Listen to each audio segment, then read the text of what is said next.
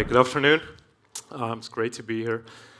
I may have to start by disappointing some of you because I will not be talking about George Lucas movies or Pink Floyd albums. But the dark side I want to talk about today is that of your very own genome, or your DNA, if that term sounds more familiar. So this picture right here of this crescent moon actually nicely illustrates how science has looked at our genome. The last couple of decades, scientists and genome researchers have actually focused on just a very tiny portion of our genome, right? And the majority has been largely ignored. And with the majority, I mean 95%. There are actually a couple of reasons for this. The first reason, I think, is that people really didn't believe there was anything functional in that 95%. They really thought that all relevant information that was packed in our genome was comprised within that 5%.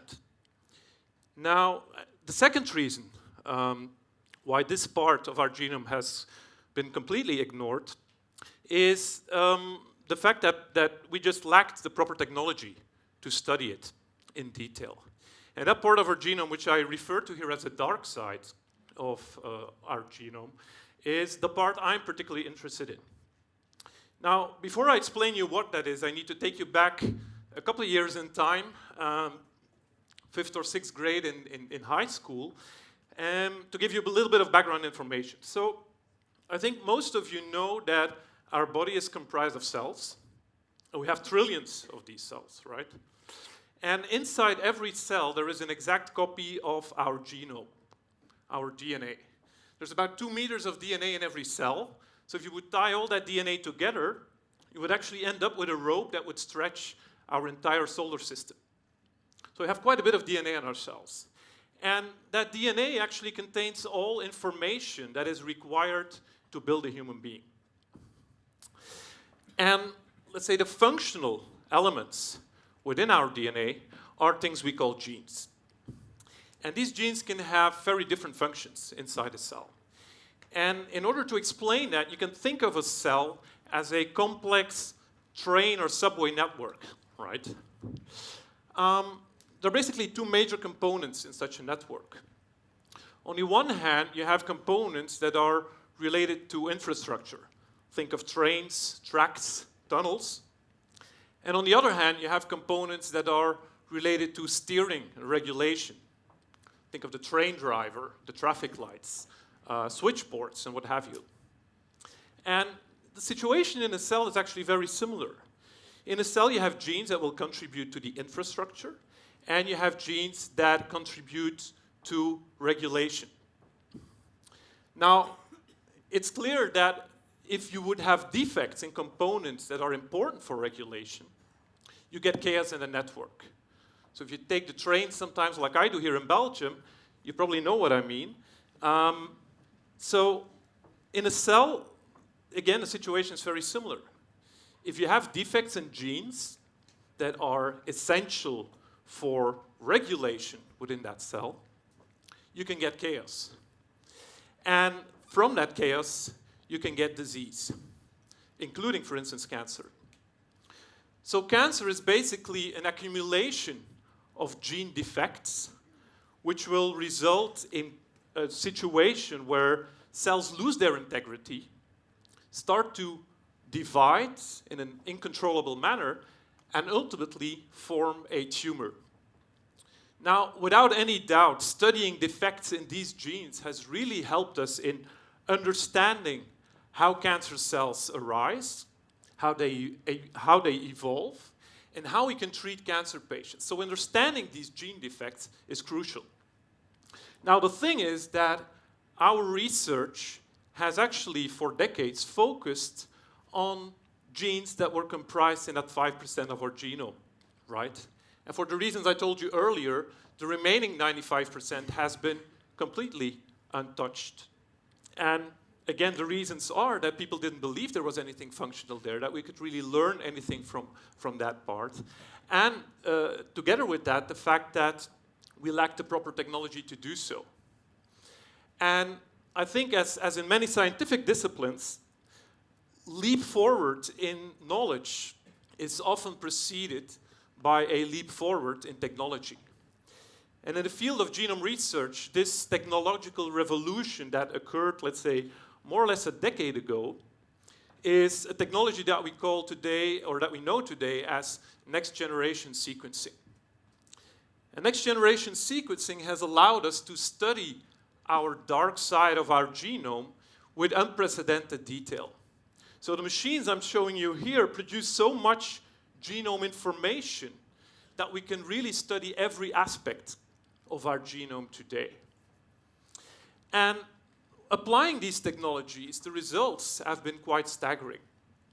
What we actually found, and a lot of other researchers together with us, is that our dark side of our genome actually contains tens of thousands of novel genes, right? So genes that have not been studied in the context of human development or the context of disease. And what is interesting is that the genes that we find in that dark side of our genome are genes that are mainly involved in regulation. So they regulate processes within a cell. And so you may assume that at least a part of these genes may be involved in maintaining this cell integrity, and so could play a role in the development of cancer.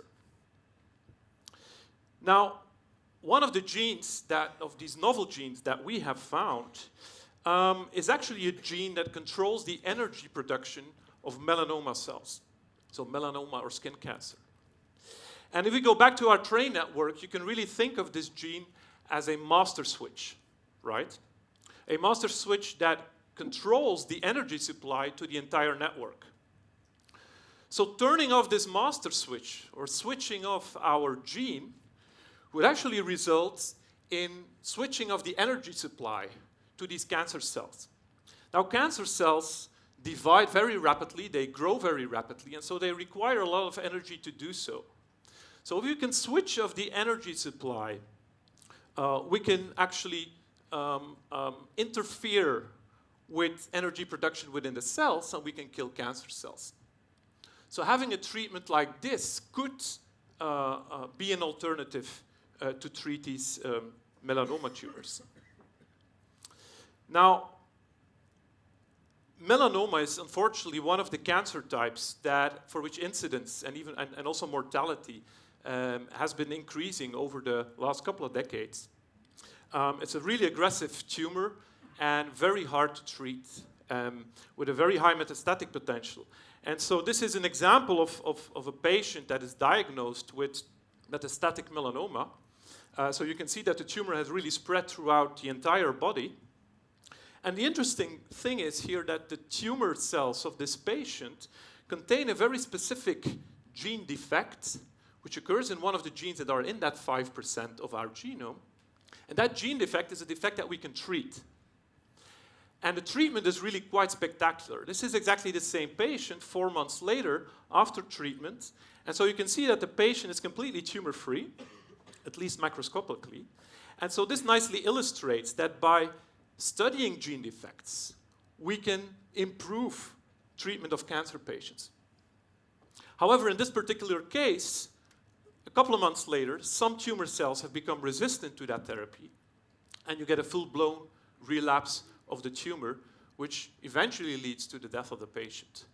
So I think it's clear that for melanoma, and I think this story is true for all different cancer types, that we need better treatments, novel treatments, and alternative treatment strategies. So in order to find out whether that gene that we found, that novel gene that controls energy supply to these melanoma cells, in order to find out if that may serve as a novel treatment for these patients, we actually do the following experiment. So we typically take tumor cells from a patient, and we implant these in the back of mice, right? So we actually create mice that have a human tumor growing on their backs.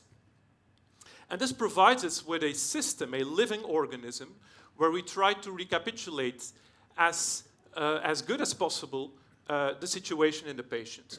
So we have the human tumor growing on the back of these mice. And we can now try to treat these mice and see what happens to that tumor.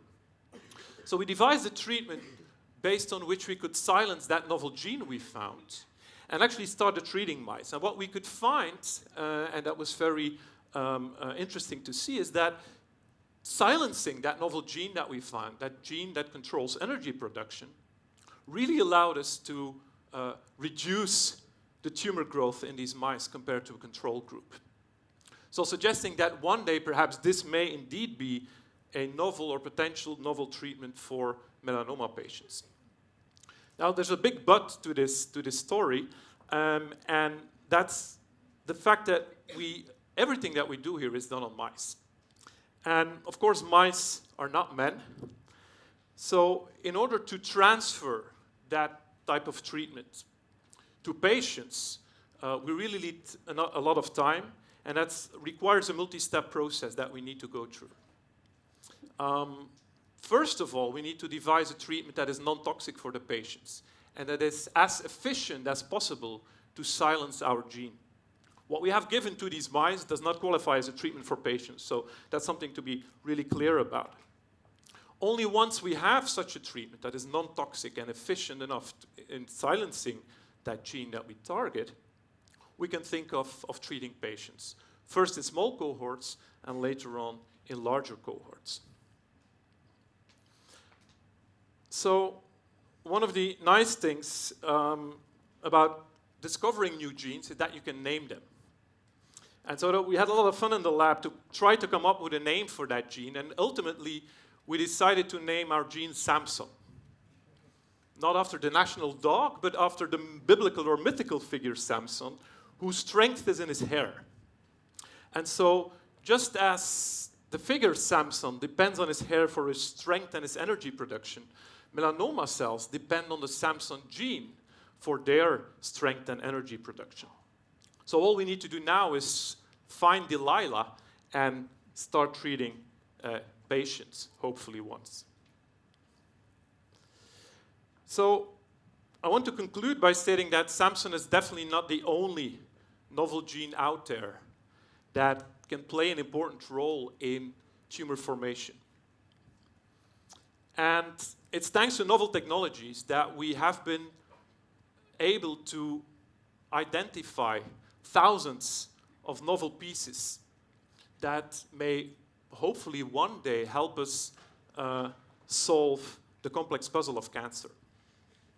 And so I'm quite confident that at least at one point in time, our genome will reveal all of its secrets, and we will be able to wake up in a world where a cancer is something we live with rather than something we die from. Thank you.